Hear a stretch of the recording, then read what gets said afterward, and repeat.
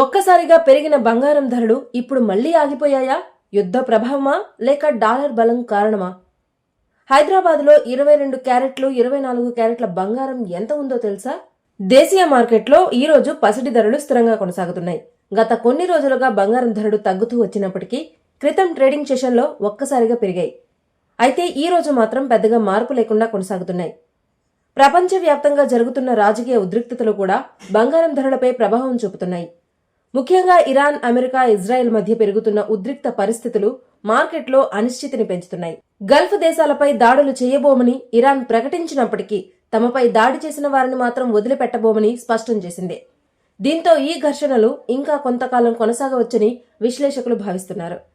ఈ పరిస్థితుల్లో పెట్టుబడిదారులు సురక్షితమైన పెట్టుబడిగా భావించే బంగారంపై ఎక్కువగా దృష్టి పెడుతున్నారు. మరోవైపు డాలర్ విలువ పెరగడం కూడా బంగారం ధరలపై ప్రభావం చూపుతోంది. ఇక హైదరాబాద్ బులియన్ మార్కెట్లో ఈ రోజు బంగారం ధరలో పెద్దగా మార్పు లేదు. 22 క్యారెట్ల బంగారం ధర 10 గ్రాములకు 1,50,000 వద్ద కొనసాగుతోంది. అలాగే 24 క్యారెట్ల బంగారం ధర తులానికి 1,63,640 రూపాయల వద్ద ట్రేడ్ అవుతోంది. బంగారంతో పాటు వెండి ధర కూడా ఈ రోజు స్థిరంగానే ఉంది. అయితే గత వారం రోజుల నుంచి వెండి ధరలు గణనీయంగా తగ్గాయి. కిలో వెండి ధరపై 30,000కు పైగా తగ్గుదల నమోదైంది. ప్రస్తుతం హైదరాబాద్ మార్కెట్లో కిలో వెండి ధర 2,90,000 వద్ద కొనసాగుతోంది. మొత్తంగా చూస్తే అంతర్జాతీయ పరిస్థితులు, డాలర్ బలం వంటి అంశాలు బంగారం ధరల్ని ప్రభావితం చేస్తున్నాయి.